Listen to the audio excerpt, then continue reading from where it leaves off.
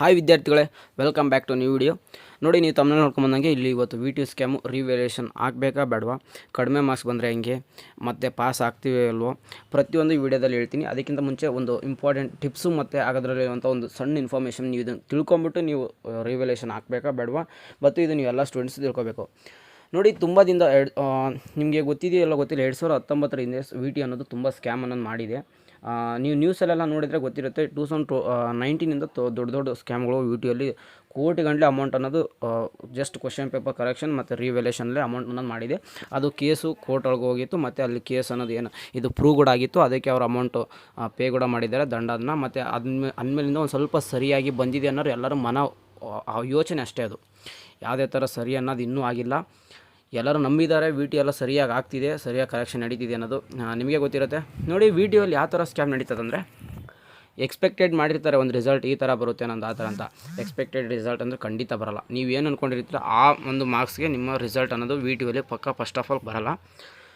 ನೋಡಿ, ಈ VTಯಲ್ಲಿ ರಿವ್ಯಾಲ್ಯೂಯೇಷನ್ ಹಾಕಬೇಕಾ ಬೇಡವಾ ಅನ್ನೋದು ಒಂದು ದೊಡ್ಡ ಕ್ವಶನ್ ಇತ್ತು. ನೋಡಿ, ನೀವು ಯಾವುದೇ ಥರ ರಿವ್ಯಾಲ್ಯೂಯೇಷನ್ ಹಾಕಬೇಕಕ್ಕಿಂತ ಮುಂಚೆ ಒಂದು ಎಕ್ಸಾಂಪಲ್ ಹೇಳ್ತೀನಿ. ನೋಡಿ, ಒಬ್ಬೊಬ್ಬರು ಸ್ಟೂಡೆಂಟ್ಸ್ ಯಾವ ಥರ ಮಾರ್ಕ್ಸ್ ಬಂದಿತ್ತು ಅಂದರೆ, 100ಗೆ ಎಷ್ಟು ಮಾರ್ಕ್ಸ್ ಕೊಡಬೇಕು, 100ಗೆ ಅದಕ್ಕೆ ಸಮ್ ಮಾರ್ಕ್ಸ್ ಕೊಟ್ಟು ಮತ್ತು 50 ಕನ್ಸಿಡರ್ ಮಾಡ್ತೀವಿ. 50 ಮಾರ್ಕ್ಸಲ್ಲೇ 106 ಮಾರ್ಕ್ಸ್ ಮ್ಯಾಕ್ಸಿಮಮ್ ಇರೋದೇ 100 ಮಾರ್ಕ್ಸ್. 106, 103, 108 ಮಾರ್ಕ್ಸ್ ಅಂದರೆ ಏನು ಗುರು? ಅದು 100ಕ್ಕೆ 108 ಮಾರ್ಕ್ಸು ಅಂದರೆ ಹುಡುಗರ ಲೈಫಲ್ಲಿ ತುಂಬ ಚೆಲ್ಲಾಟ ಅನ್ನೋದು VT ಅವರು ತುಂಬ ಆಲ್ರೆಡಿ ಮಾಡಿದ್ದಾರೆ.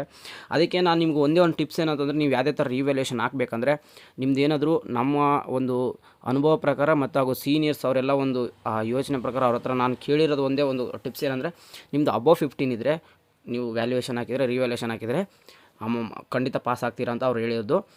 ಮತ್ತು ಇನ್ನೊಂದು ಏನಪ್ಪ ಅಂದರೆ, ಅವರು ಇನ್ನೊಂದು ಟಿಪ್ಸ್ ಅಂತ ಹೇಳಿದ್ದು ಹಾಗೂ ನಮಗೆ ಗೊತ್ತಿರೋದೇನಪ್ಪ ಅಂದರೆ, ನೀವು ಯಾವುದೇ ಒಂದು ರಿವ್ಯಾಲ್ಯೂಯೇಷನ್ ಹಾಕೋಕ್ಕಿಂತ ಮುಂಚೆ ಒಂದು ಫೋಟೋ ಕಾಪಿ ಅನ್ನೋದು ಹಾಕೊಳ್ಳಿ. ಒಂದು ಫೋಟೋ ಕಾಪಿ ಹಾಕೊಂಡ್ಬಿಟ್ರೆ ಅವ್ರಿಗೆ VTಯಲ್ಲಿ ಯಾವ ಥರ ಅನಿಸುತ್ತೆ ಅಂತ ಅವ್ರು ಹೇಳ್ದಂಗೆ ಅಂದರೆ, ಈ ಹುಡುಗ ಸುಮ್ಮನೆ ನಮಗೆ ರಿವ್ಯಾಲ್ಯೂಯೇಷನ್ ಹಾಕಿಲ್ಲ, ಫೋಟೋ ಕಾಪಿ ತೊಗೊಂಡು ಅಷ್ಟು ಟೀಚರ್ಸ್ಗಳು ಚೆಕ್ ಮಾಡಿ ಮಾರ್ಕ್ಸ್ ಬರುತ್ತೆ, ಅದಕ್ಕೋಸ್ಕರ ಇವನು ರಿವ್ಯಾಲ್ಯೂಯೇಷನ್ ಹಾಕಿದ್ದಾನೆ ಒಂದು ಮನೋಭಾವನೆಯಿಂದ ಅವರು ನಿಮ್ಮದು ಪೇಪರ್ ಅನ್ನೋದು ವ್ಯಾಲ್ಯೂಯೇಷನ್ ಮಾಡ್ತಾರೆ. ಆವಾಗ ಹುಡುಕಿ ಮಾರ್ಕ್ಸ್ ಕೊಡ್ತಾರೆ ಅನ್ನೋ ಒಂದು ನಂಬಿಕೆ. ಇದು ಒಂದು ಪಾಸಿಟಿವ್ ವೇದಲ್ಲಿ ಮಾಡ್ಬೋದು.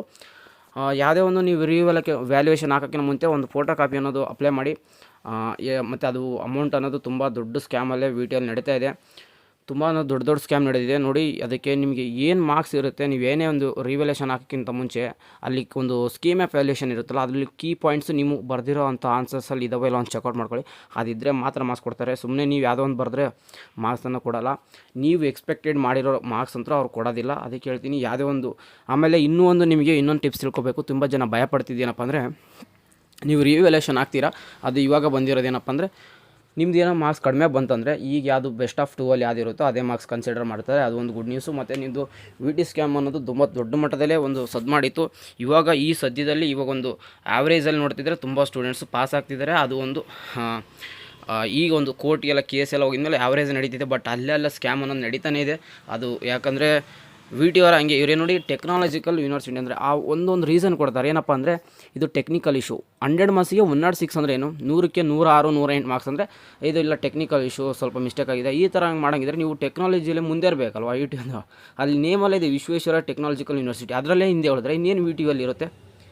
ಇಷ್ಟೇ ನಾನು ಸ್ಟೂಡೆಂಟ್ಸ್ಗೆ ಏನು ಹೇಳ್ಸೋದಂದರೆ, ನೀವು ಸ್ವಲ್ಪ ಏನೇ ಆ ಥರ ಬಂದರೆ ಗಮನಕ್ಕೆ ತರ್ರಿ. ನಮ್ಮ ಕಮೆಂಟ್ ಬಾಕ್ಸಲ್ಲಿ ಹಾಕಿ. ಹಾಗೂ ಇದಕ್ಕೆ ಒಂದು 4-5 ಜನ ನಿಂತ್ಕೊಂಡ್ರೆ ಅದ್ರದ್ದು ಸರಿ ಹೋಗುತ್ತೆ. ನೋಡಿ, 2019ಅಲ್ಲಿ ಒಂದು ಹೋರಾಟ ಮಾಡಿ ಒಂದು ಕೇಸ್ ಆಗಿದ್ದಕ್ಕೋಸ್ಕರ ಅದು ಪ್ರೂವ್ ಅನ್ನೋದು ಯಾವುದು ಸತ್ಯ ಅನ್ನೋದು ಹೊರ ಬಂತು. ಇಲ್ಲಾಂದರೆ ಅದು ಹಾಗೆ ಸತ್ಯ ಅನ್ನೋದು ಹಾಗೆ ಮುಚ್ಚೋಗ್ಬಿಡ್ತಿತ್ತು. ಏನೇ ಆ ಥರ ಸಮಸ್ಯೆ ಕಂಡು ಬಂದಲ್ಲಿ ನಿಮ್ಗೆ ರಿವ್ಯಾಲ್ಯೂಯೇಷನ್ ಹಾಕಿದಾಗ ಎಷ್ಟೆಷ್ಟು ಮಾರ್ಕ್ಸ್ ಬಂತು, ಎಷ್ಟು ಅಂತ ಆಫ್ಟರ್ ಈ ವಿಡಿಯೋ ನೋಡಿದ ಮೇಲೆ ನೀವು ರಿವ್ಯಾಲ್ಯೂಯೇಷನ್ ಹಾಕಿದ್ಮೇಲೆ ಮಾರ್ಕ್ಸ್ ಬಂದರೆ ಮತ್ತೆ ಕಮೆಂಟ್ ಬಾಕ್ಸಲ್ಲಿ ಹಾಕಿ. ಆವಾಗ ಸ್ವಲ್ಪ ಜನಕ್ಕೆ ಗೊತ್ತಾಗುತ್ತೆ. VT ಅವರು ಇದ್ರ ಬಗ್ಗೆ ಒಂದು ಆ್ಯಕ್ಷನ್ ತೊಗೋಬೇಕು. ನಾವು ಕೂಡ ಸ್ಟೂಡೆಂಟ್ಸಾಗಿ ನಾವು ಅನ್ವಿತ್ ಕಟೀಲ್ ಅವ್ರಿಗೆ ತಿಳಿಸೋಣ ಇದು ಏನಾಗುತ್ತೆ ಅನ್ನೋದು. ಪ್ರತಿಯೊಂದು ಸ್ಟೂಡೆಂಟ್ಸ್ ಯಾವುದೇ ಥರ ನಿಮ್ದು ಏನಿದೆ ಅದು ರೈಟ್ಸನ್ನು ಯೂಸ್ ಮಾಡ್ಕೊಳ್ಳಿ. ಇದೇ ಥರ ಯಾವುದೇ ಥರ ಕಂಟೆಂಟ್ ವೀಡಿಯೋ ನಿಮ್ಗೆ ಯಾವುದೇ ಥರ ಬೇಕಾಯಿತು ನಮ್ಮ ಕಮೆಂಟ್ಸ್ ಬಾಕ್ಸಲ್ಲಿ ಹಾಕಿಸಿ. ನೆಕ್ಸ್ಟ್ ವೀಡಿಯೋದಲ್ಲಿ ಅದನ್ನ ಬೇಕಾದ್ರೆ ನಾನು ಮಾಡಿಬಿಟ್ಟು ತಿಳಿಸ್ತೀನಿ.